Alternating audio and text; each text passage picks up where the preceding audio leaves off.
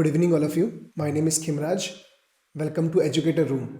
So class हम लोगों ने पार्ट नंबर 3 कंप्लीट कर लिया था. चैप्टर था क्लासिफिकेशन ऑफ एलिमेंट्स. आज हम लोग पार्ट नंबर 4 स्टार्ट करने वाले हैं, जो कि लास्ट पार्ट होगा. तो हम लोगों ने क्या क्या पढ़ लिया था एक बार रिकॉल कर लेते हैं. हम लोगों ने जाना था कि हम लोगों ने एलिमेंट्स को क्लासिफाई किया था, है ना. अकॉर्डिंग कुछ अलग अलग साइंटिस्ट आए थे, उन्होंने एलिमेंट्स को क्लासिफाई किया था according to the properties of the elements, है ना. Chemical properties, physical properties study की थी और एलिमेंट्स को क्लासिफाई किया था. क्लासिफाई करना भी ज़रूरी है ना. क्लासिफिकेशन कैसे किया जा सकता है? क्लासिफिकेशन करने के लिए हम लोग उन सारे एलिमेंट्स की केमिकल प्रॉपर्टीज़ को, फिजिकल प्रॉपर्टीज़ को, सिमिलैरिटीज़ डिससिमिलैरिटीज़ को स्टडी करके ग्रुप्स में अरेंज कर दिया था हम लोगों ने, ना. कौन कौन से साइंटिस्ट आए थे? तो पहले दिया था डोबेराइनर ट्रायड आया था. जॉन वुल्फगैंग डोबेराइनर ने ट्रायड दिया था. बाद में आए थे न्यूलैंड, है ना. न्यूलैंड्स लॉ ऑफ ऑक्टेव, जिसको हमने अष्टांग का नियम बोला था हिंदी के अंदर, उन्होंने अपना क्लासिफिकेशन दिया था. देन आए थे Mendeleev periodic classification of elements, वो भी आया था. लेकिन इन सारे क्लासिफिकेशन के कुछ ना कुछ ड्रॉबैक्स थे. तो उस ड्रॉबैक्स को ओवरकम करने के लिए हेनरी मॉजले ने एक नई टेबल दी थी. उसको हम लोग बोलते हैं मॉडर्न पीरियोडिक टेबल, है ना. तो हम लोग आज पढ़ेंगे मॉडर्न पीरियोडिक टेबल जो दी थी हेनरी मॉजले ने. तो क्या इसमें क्या क्या हम लोग पढ़ने वाले हैं, क्या इसके कैरेक्टरिस्टिक्स हैं टेबल के, कैसे इसने मेंडलीव के डीमेरिट्स को ठीक किया और किस तरह से अपने क्लासिफिकेशन को मीन्स प्रेजेंट किया, वो हम लोग जानेंगे इस पार्ट में. Okay, let get started. तो पहला हम लोग स्टार्ट करते हैं, बढ़ते हैं हम लोग पहला सीधा मॉडर्न पीरियोडिक टेबल की तरफ. तो 1913 के अंदर हेनरी मॉजले, क्या नाम था इनका पूरा? हेनरी मॉजले था. Prove that atomic number is a very important property of the element. उन्होंने अभी तक हमने क्या देखा, जो न्यूलैंड थे और जो मेंडलीव थे, उन्होंने एलिमेंट्स को अरेंज किया था in the order of increasing atomic mass. उन्होंने इंक्रीजिंग एटॉमिक मास के अकॉर्डिंग अरेंज किया था. लेकिन मॉजले ने बोला था कि अगर हम लोग, इन्होंने अपना आइडिया दिया था कि मॉडर्न पीरियोडिक टेबल बनाते हैं, लेकिन ये जो कॉन्सेप्ट है, after that Niels Bohr made the modern periodic table using atomic number. तो मॉजले ने बोला था, हेनरी मॉजले ने बोला था कि अगर हम लोग एलिमेंट्स को इंक्रीजिंग एटॉमिक नंबर के अकॉर्डिंग अरेंज करेंगे तो जो डीमेरिट्स या ड्रॉबैक्स हो रहे हैं उसे ओवरकम किया जा सकता है. ठीक है, तो ये सजेस्ट किया था हेनरी मॉजले ने. तो उसी को सजेशन को देखते हुए नील बोहर ने मॉडर्न पीरियोडिक टेबल को बनाया according to the increasing atomic number.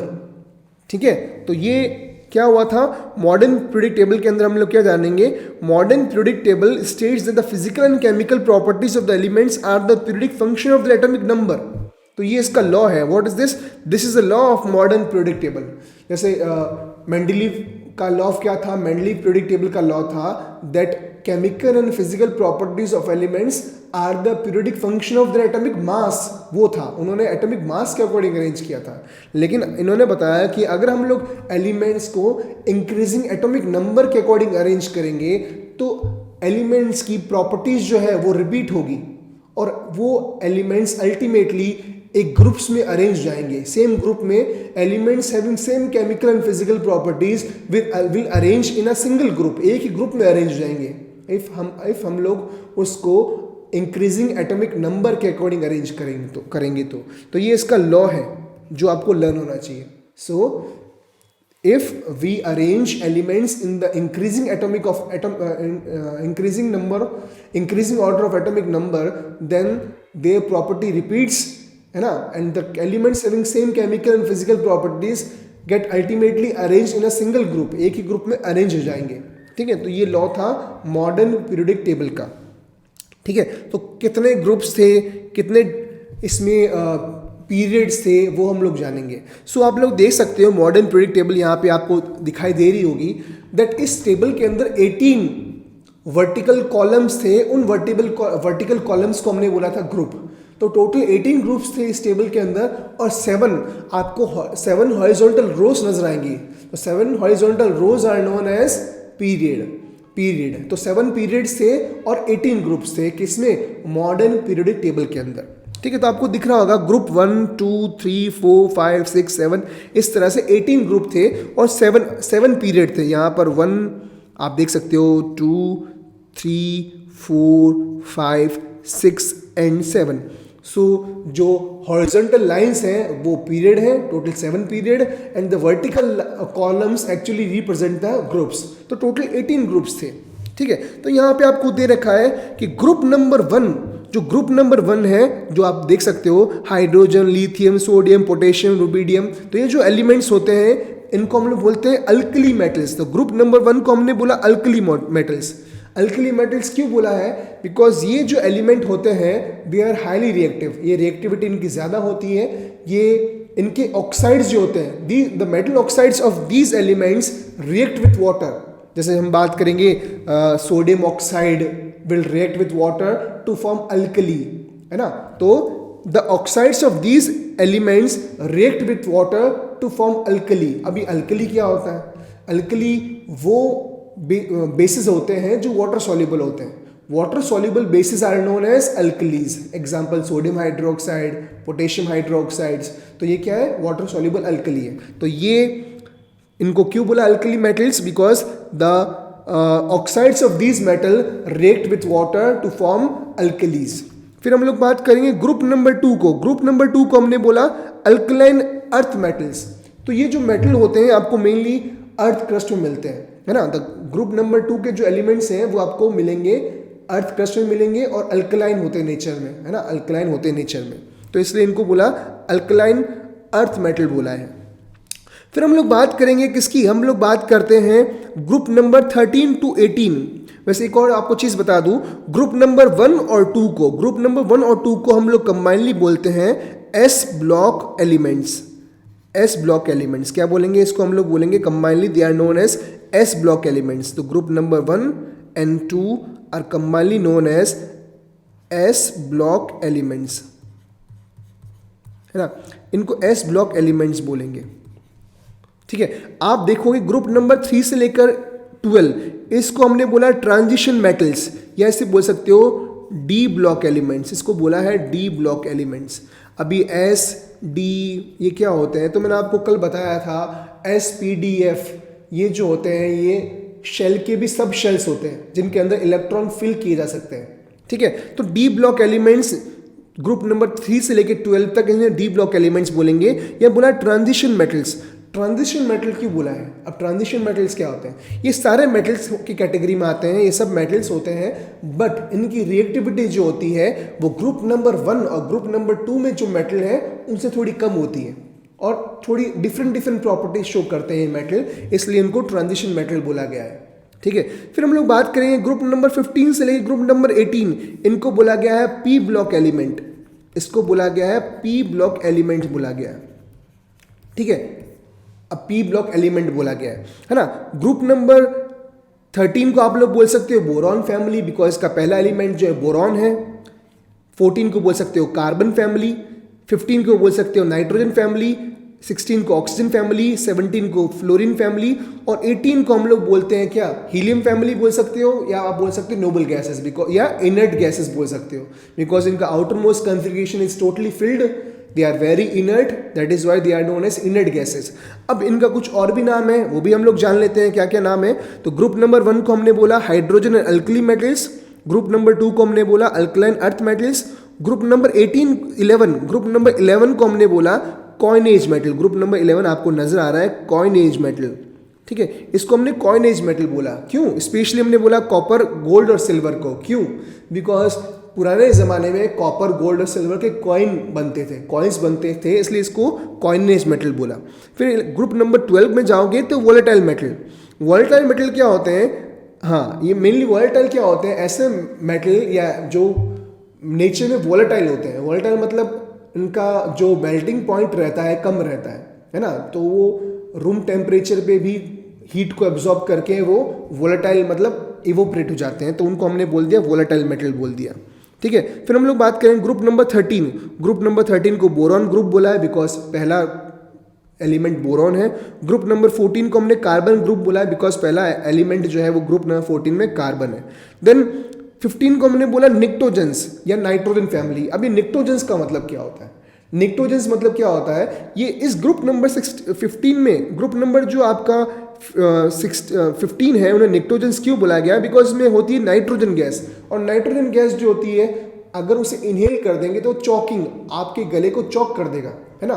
Choking gases होती हैं, तो they actually chalk the throat को या गले को चॉक कर देते हैं, इसलिए इसको निक्टोजन का मतलब क्या होता है? चॉकिंग गैसेज जो गले को चॉक कर देते हैं, तो इससे नाम आया निक्टोजेंस। फिर ठीक है, हम बात करेंगे किसका? Then we talk about the 16 chalcogens. Chalcogens क्या होते हैं? अगर आप देखो 16 में आते हैं, ऑक्सीजन फैमिली बोलो या चेल्कोजेंस बोलो। अब ये चेल्कोजेंस क्यों होते हैं? बिकॉज ये जो एलिमेंट होते हैं वो आपको मिलते हैं ओर फॉर्म में, मेटल ओर फॉर्म में मिलते हैं, ऑक्साइड्स में, सल्फाइड्स में, तो इस फॉर्म में आपको अर्थ क्रस्ट में मिलते हैं, है ना। So the metals of group number 16 are known as chalcogens because the metals are found in the ore form in the earth crust. तो अर्थ क्रस्ट में ओर फॉर्म में आपको मिलेंगे, ओर लाइक सल्फाइड ओर्स, है ना, दैट इज ऑक्साइड ओर्स में आपको मिलेंगे। Then we are talking about 17 halogens. Halogens या फ्लोरीन फैमिली हमने बोला था। हेलोजेंस मतलब क्या होता है?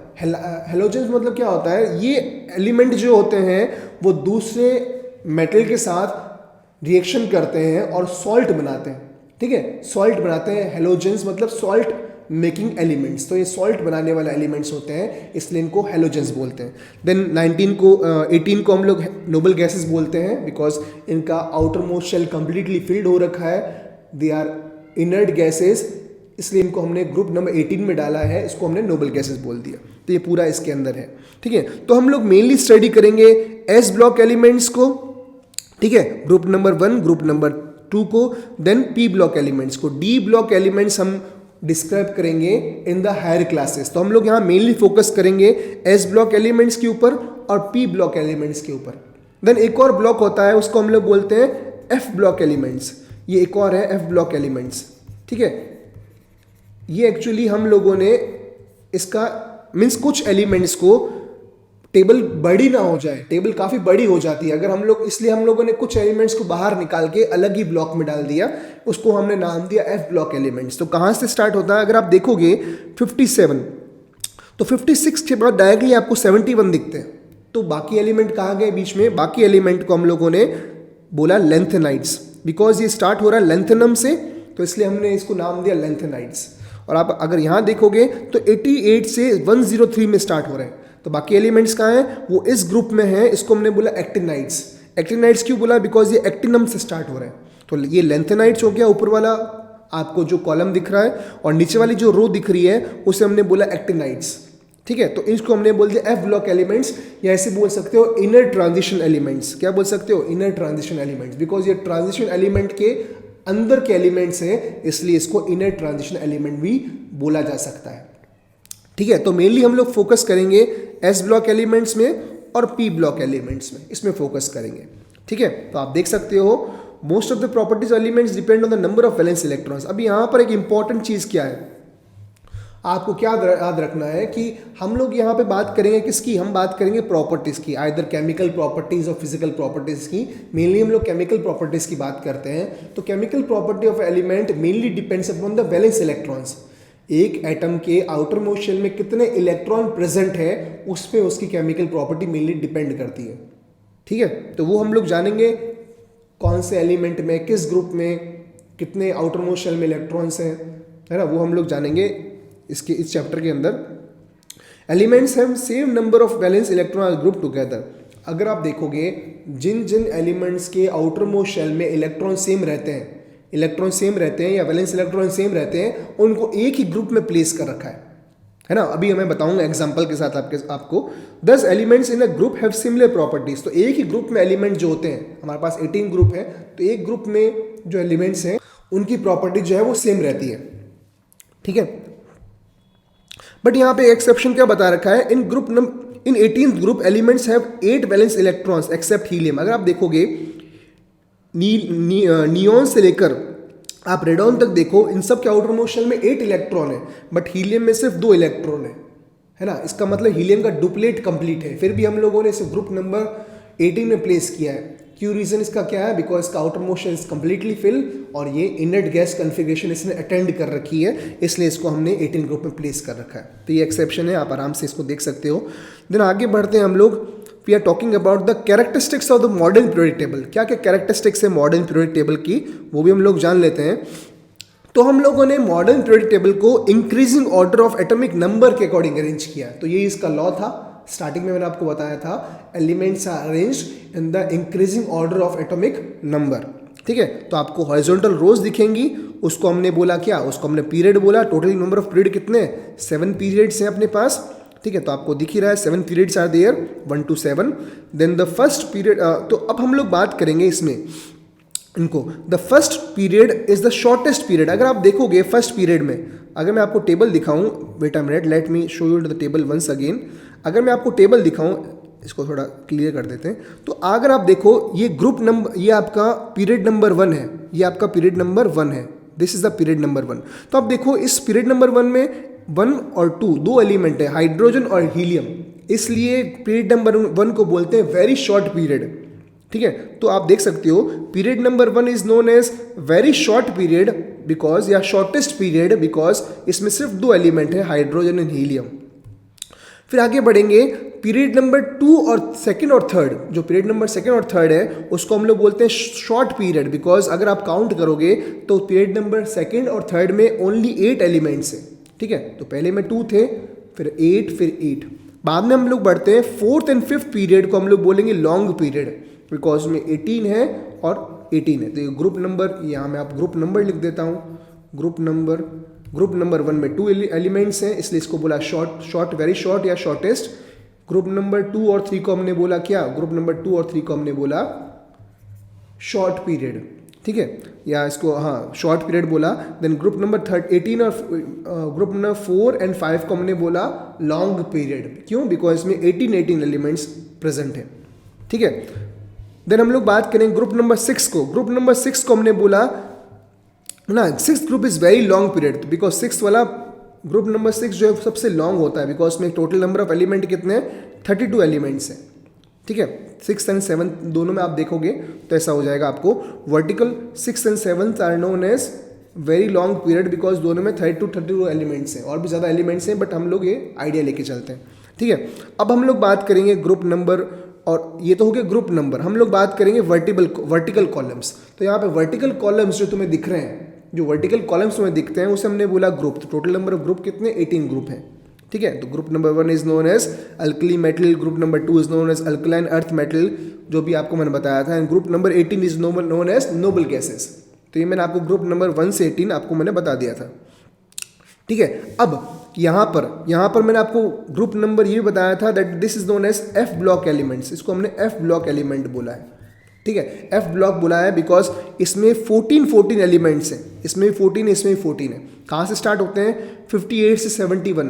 58 कौन सा है, सीरियम, इट इज सीरियम, और 71 कौन सा है, यह है lutetium, it is lutetium, cerium to lutetium, that is 58 to 71। इसको हमने बोला लेंथेनाइड्स। क्यों बोला है, बिकॉज ये लेंथेनम से स्टार्ट हो रहा है, इसलिए लेंथेनाइड्स बोला। ठीक है, फिर आप ग्रुप नीचे वाले में जाओगे तो आप देखोगे it is starting from 90 to 103। Total इसमें भी 14 एलिमेंट्स है। ये स्टार्ट हो रहा है कहाँ से, थोरियम से, और कहाँ खत्म हो रहा है, लॉरेंशियम में, इट इज LR मतलब लॉरेंशियम। ठीक है, इनको हमने बोला एक्टिनाइड। क्यों बोला, बिकॉज ये एक्टिनम से स्टार्ट हो रहे हैं। तो एफ ब्लॉक के जो एलिमेंट्स हैं, जो आपके कॉलम्स हैं, ऊपर वाले कॉलम को बोलते हैं लेंथेनाइड्स बिकॉज वो लेंथेनम से स्टार्ट हो रहे हैं, नीचे वाले को बोलते हैं एक्टिनाइड्स बिकॉज वो एक्टिनम से स्टार्ट हो रहे हैं। ठीक है, 14 एलिमेंट्स हैं। ये वाला जो है वो सीरियम से लेके लुटेशियम तक चलता है, और ये चलता है थोरियम से लेकर लॉरेंशियम तक चलता है। तो ये कुछ एलिमेंट है एफ ब्लॉक के। ठीक है, फिर हम लोग बात करेंगे trends in the modern periodic table, जो कि बहुत ज़्यादा इंपॉर्टेंट है। क्या ट्रेंड है, अगर आप लेफ्ट टू राइट जाओगे टेबल में या टॉप टू बॉटम जाओगे तो किस तरह प्रॉपर्टीज चेंज होती हैं, वो हम लोग पढ़ेंगे इस ट्रेंड के अंदर, बहुत इंपॉर्टेंट है। तो पहले हम लोग जान लेते हैं valence electrons and valence shell across the period. Across the period मतलब if you are moving from left to right, अगर आप लेफ्ट टू राइट मूव कर रहे हो, मान लो ये लेफ्ट है या राइट है, है ना, along the period, this is the period. तो पीरियड जो है वो आपका हॉरिजॉन्टल लाइन से, it is a period if you are moving left to right. Now valence electron increases from left to right. अगर आप जाओगे लेफ्ट से राइट जाओगे, वैलेंस इलेक्ट्रॉन जो है वो क्या हो जाएंगे, इंक्रीज होते हैं वैलेंस इलेक्ट्रॉन. तो valence electron increase from left to right. ठीक है, वैलेंस शेल इज कांस्टेंट. तो वैलेंस ग्रुप जो है आपकी जो वैलेंसी है, वैलेंस शेल जो होते हैं, वैलेंस इलेक्ट्रॉन जो होते हैं वे इंक्रीज होते हैं as we move from 1 to 18. तो 1 2 इसमें 3 4 5 6 and 7 and 8. तो इस तरह से वैलेंस इलेक्ट्रॉन जो है वो इंक्रीज होते हैं as we move from left to right. अगर हम लोग लेफ्ट से राइट मूव करेंगे तो वैलेंस इलेक्ट्रॉन्स जो है वो इंक्रीज होंगे. ठीक है, और आपका if we are talking about what, valence electrons increases from left to right. तो left to right valence electrons will increase. It increases.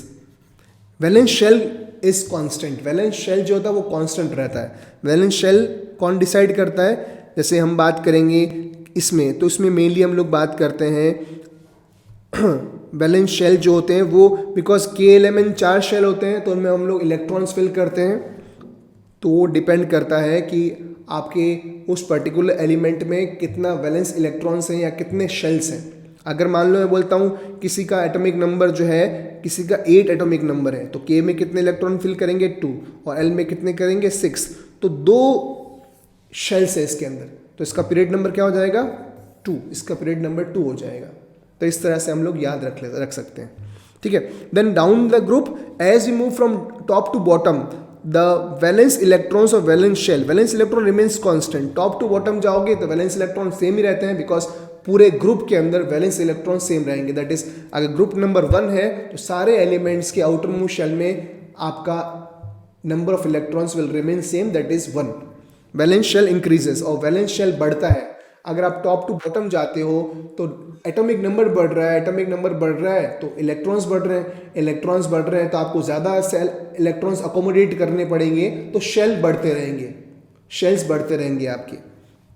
ठीक है, तो ये ट्रेंड था किसका, वैलेंस इलेक्ट्रॉन्स और वैलेंस शेल का. ठीक है, फिर हम लोग बात करेंगे वैलेंसी.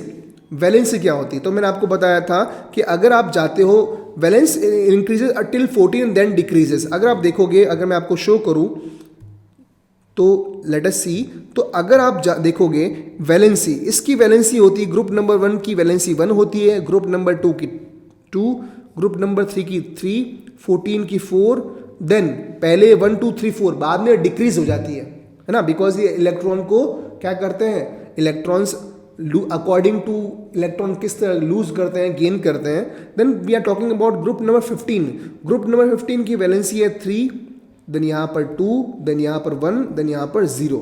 तो first of all as we move from left to right, valency increases up to 14 group, then decreases, that is 3 2 1 0, then decreases. This is a trend of valency from left to right. ठीक है, and down the group valency remains the same, और down the group valency same रहती है. जैसे valence electron same रहेंगे तो valency भी same रहती है. फिर हम लोग बात करेंगे किसकी, साइज ऑफ द एटम. अब size of the atom, down the group जानेंगे हम लोग. डाउन द ग्रुप क्या होता है, so across the period, size of the atom across the period. So across the period अगर आप देखोगे, if we move from left to right then the atomic number increases. Atomic number increase हो रहा है, it means what, it means number of proton increase हो रहे हैं. अगर नंबर ऑफ प्रोटॉन इंक्रीज हो रहे हैं तो न्यूक्लियस के अंदर, न्यूक्लियस के जो अट्रैक्शन प्रॉपर्टी है वो भी इंक्रीज होगी. So therefore electron come closer to the nucleus. अगर नंबर ऑफ प्रोटॉन इंक्रीज होंगे तो क्या हो जाएगा, वो इलेक्ट्रॉन्स को अपनी तरफ अट्रैक्ट करेंगे. इसकी वजह से क्या होता है, उस अट्रैक्शन की फोर्स की वजह से इलेक्ट्रॉन की साइज छोटी हो जाती है. उसे हम बोल लेंगे ENC. What is ENC, effective nuclear charge. Effective nuclear charge, so it is known as effective nuclear charge. तो न्यूक्लियस का चार्ज बढ़ गया है, because as we move from left to right number of protons increases, और protons कहाँ होते हैं, nucleus के अंदर होते हैं. तो वो जल्दी इलेक्ट्रॉन्स को अट्रैक्ट करेगा और साइज जो है उसकी छोटी हो जाएगी.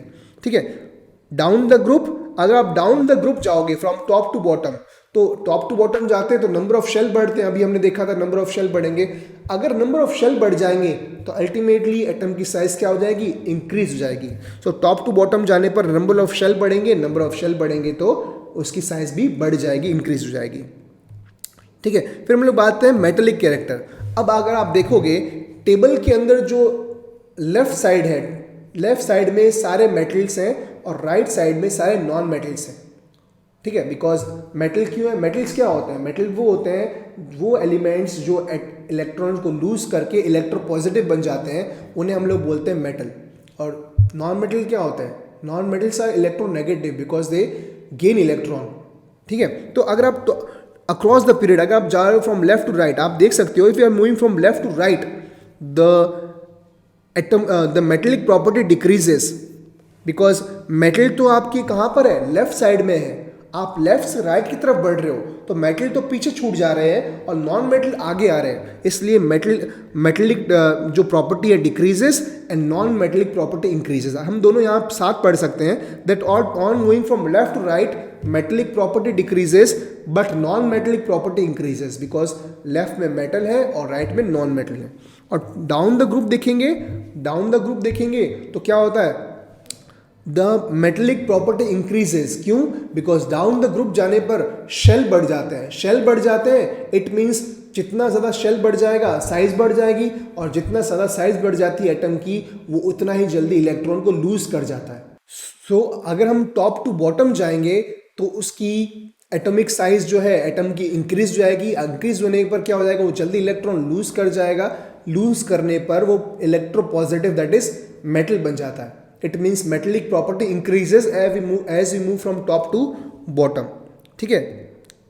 सेम आप देख सकते हो इलेक्ट्रोपॉजिटिविटी और मेटेलिक प्रॉपर्टी सेम होती है बिकॉज मेटल इलेक्ट्रॉन लूज करता है और इलेक्ट्रोपॉजिटिव बन जाता है। तो वही है what is electropositivity, it is the ability of an atom to lose electron, है ना। तो इलेक्ट्रोपॉजिटिविटी एक एटम की ऐसी प्रॉपर्टी होती है कि कितनी जल्दी वो इलेक्ट्रॉन को लूज कर जाएगा, लूज करने पर वो इलेक्ट्रोपॉजिटिव हो जाता है, कैटायन बन जाता है, ठीक है। इलेक्ट्रोपॉजिटिविटी हाई हो जाती है ना। If electropositivity high it is easy to lose electron, if electropositivity high रहती है तो जल्दी इलेक्ट्रॉन लूज करता है, और इलेक्ट्रोपॉजिटिविटी कम रहती है तो वो इलेक्ट्रॉन लूज करने में उसको डिफिकल्टी होती है। तो वही ट्रेंड सेम रहेगा। If we move from left to right, electropositivity decreases because metallic character also decreases, and as we move from top to bottom, electropositivity increases because metallic character also increases. तो across the period आप देख सकते हो same चीज है, as you move to right the size of the atom decreases therefore more attraction of electron, so it is difficult to take electron, thus electropositivity decreases from left to right.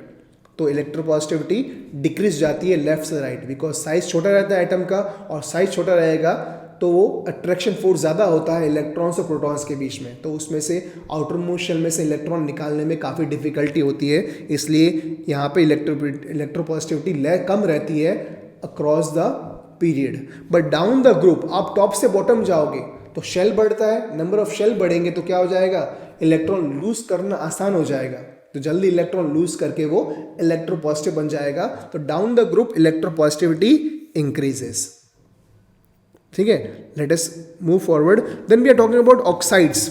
So oxides तो हमको पता है metal जो होते हैं, metal mainly form metal oxides, और metal oxides क्या होते हैं नेचर में, metal oxides are basic in nature. जबकि हम बात करेंगे non metal oxides, non metal भी ऑक्साइड बनाते हैं ऑक्सीजन से रिएक्शन करके, and non metal oxides are generally acidic in nature. तो अगर आप देखोगे acidic nature of oxide increase from left to right, तो अगर आप जाओगे लेफ्ट से राइट जाओगे, लेफ्ट से राइट जाओगे तो आप कहाँ मूव कर रहे हो, आप मूव कर रहे हो टूवर्ड्स द नॉन मेटल, और non metal oxides non metal oxides क्या होते हैं, एसिडिक होते हैं। So acidic oxides, the property of the acidic oxide increases अगर हम लोग मूव करेंगे फ्रॉम लेफ्ट टू राइट, ठीक है। डाउन द ग्रुप वही चीज है, डाउन द ग्रुप क्या होता है, टॉप टू बॉटम आप जाओगे तो मेटेलिक कैरेक्टर इंक्रीज होता है, अगर मेटेलिक कैरेक्टर इंक्रीज होगा तो वो बेसिक ऑक्साइड की प्रॉपर्टी इंक्रीज होगी, एसिडिक ऑक्साइड्स जो है वो डिक्रीज हो जाएंगे। तो कुछ तो हम इसमें से आपको बता देते हैं, एग्जाम्पल देख लेते हैं। तो कुछ मेटल ऑक्साइड बेसिक होते हैं, कुछ मेटल ऑक्साइड एम्फोटेरिक होते हैं। एम्फोटेरिक क्या होते हैं, वो मेटल ऑक्साइड्स जो कि एसिडिक और as well as basic property दोनों शो करते हैं, और ये है एसिडिक ऑक्साइड, ठीक है। फॉस्फोरस ऑक्साइड, सल्फर ट्राईऑक्साइड, ये कैसे हैं, वो आपके एसिडिक ऑक्साइड्स होते हैं, ठीक है। देन हम बात करेंगे मेटल्स। तो मेटल जो है वो इलेक्ट्रोपॉजिटिव होते हैं, तो वो बनाते हैं बेसिक ऑक्साइड। तो जिस तरह से as we move from left to right the acidic oxide nature increases but basic oxide nature decreases, तो वो सेम उल्टा हो जाएगा इसके अंदर। Then we are talking about chemical reactivity.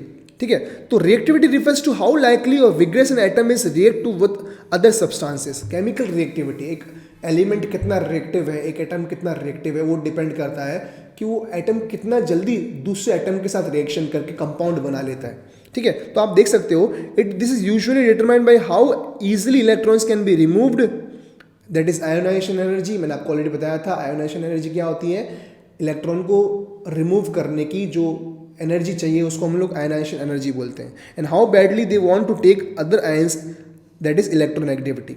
ठीक है, तो क्या रिएक्टिविटी क्या होती है कि एक एटम कितना जल्दी इलेक्ट्रॉन को लूज कर देगा, उसकी रिएक्टिविटी ज़्यादा होगी, और कोई एटम कितना जल्दी इलेक्ट्रॉन गेन कर लेगा, उसकी रिएक्टिविटी भी क्या होती है, ज़्यादा होती है। तो इलेक्ट्रॉन लूज करने की कैपेसिटी ज़्यादा होगी या गेन करने की कैपेसिटी ज़्यादा होगी, तो उस पर्टिकुलर एलिमेंट की रिएक्टिविटी भी ज़्यादा रहती है।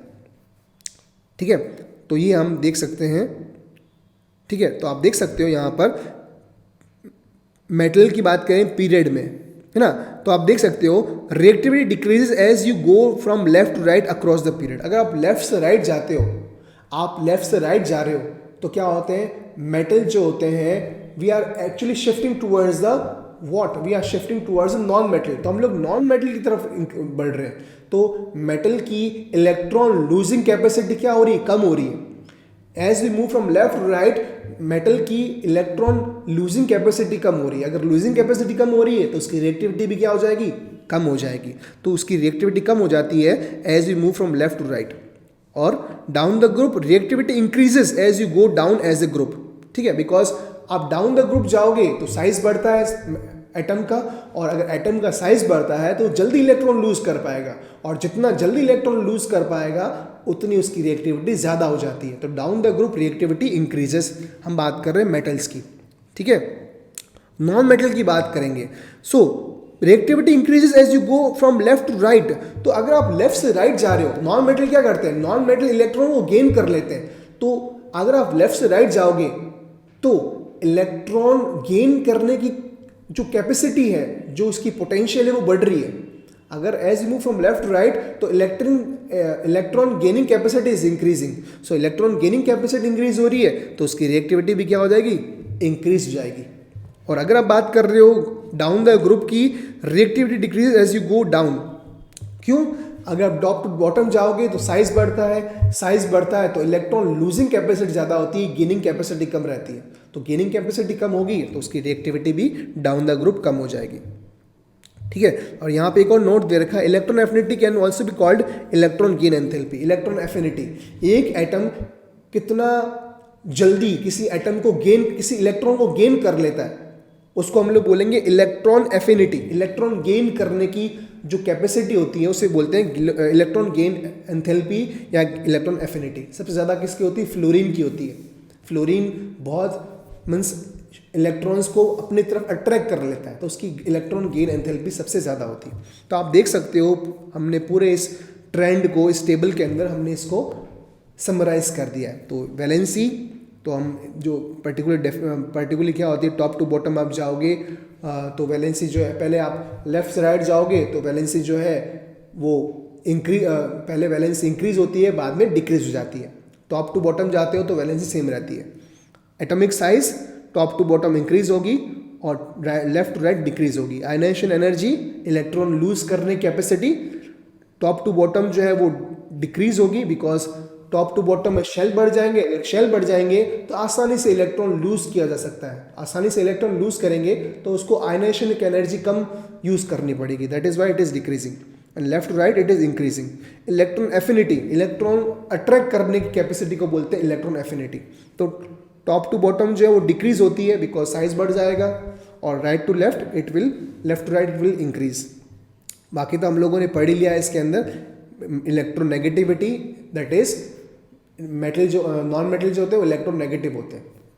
ठीक है, तो left to right it will increase and top to bottom it will decrease. Electropositivity, left to right it will decrease and top to bottom it will increase. Metallic character, it will increase from top to bottom and decrease from left to right. Non-metallic character, it will decrease from top to bottom and it will increase from left to right. So this is the topic. देन हम बात करेंगे इस table ने किस तरह से Mendeleev के ड्रॉबैक्स को ओवरकम किया. तो पहला, हमको पता है कि मेंडलीव ने अपनी टेबल में आइसोटोप्स को जगह नहीं दी थी, बिकॉज मेंडलीव ने अपने कैसे अरेंज किया था एलिमेंट्स को इन the increasing order of atomic mass. तो मास बढ़ रहा था वहाँ पर, तो आइसोटोप्स को जगह नहीं दी. लेकिन यहाँ पे मॉडर्न पीरियोडिक टेबल के अंदर हमने एलिमेंट्स को अरेंज किया है increasing order of atomic number. तो यहाँ पे आइसोटोप्स के लिए मीन्स हमको आइसोटोप्स को जगह देने की ज़रूरत नहीं है, बिकॉज हम लोगों ने इंक्रीजिंग एटॉमिक नंबर के अकॉर्डिंग अरेंज किया. ठीक है, तो यहाँ पे आप देख सकते हो. ठीक है, तो मेंडलीव की ड्रॉबैक था जो कि यहाँ पे बिल्कुल सॉल्व हो चुका है. ठीक है, because we have arrange the element in the increasing order of atomic number. Then anomalous pair. तो कहाँ आपने देखा होगा कहीं कहीं पे मेंडलीव ने किसी एलिमेंट का ज़्यादा एटॉमिक नंबर वाले को क्या किया, बाद पहले रख दिया और कम वाले को बाद में रख दिया, जैसे निकल और कोबाल्ट के अंदर हुआ था. लेकिन वो बिल्कुल ठीक कर दिया किसने, मॉडर्न पीरियोडिक टेबल ने, बिकॉज हमने यहाँ पे एलिमेंट्स को एटॉमिक मास के अकॉर्डिंग नहीं एटॉमिक नंबर के अकॉर्डिंग अरेंज किया. Then position of hydrogen. तो आप देखो पोजीशन ऑफ हाइड्रोजन देखोगे तो अगर आप इलेक्ट्रॉनिक कन्फिग्रेशन देखोगे, के शेल में सिर्फ एक इलेक्ट्रॉन फिल होता है हाइड्रोजन में, बिकॉज हाइड्रोजन का एटॉमिक नंबर 1 है. तो इसलिए वो एक इलेक्ट्रॉन लूज कर सकता है. इट मीन्स ये इसकी प्रॉपर्टी किससे मिलती जुलती है, इसकी प्रॉपर्टी मिलती है ग्रुप नंबर 1, दैट इज आपका अल्कली मेटल से मिलती जुलती है. तो इसलिए हमने इसको ग्रुप नंबर 1 में प्लेस कर दिया. तो इसका एक फिक्स पोजीशन मिल गई that it should be placed in group number 1. ठीक है, तो दैट इज ऑल. ये आपका चैप्टर था. तो हम लोगों ने मॉडर्न पीरियोडिक टेबल के काफ़ी अच्छे इसमें पॉइंट्स कवर कर लिए. तो अगर आपको कोई भी कंफ्यूजन है you can ask me in the comment section. Okay, so till then मिलते हैं नेक्स्ट लेक्चर में. Till then goodbye, have a nice day.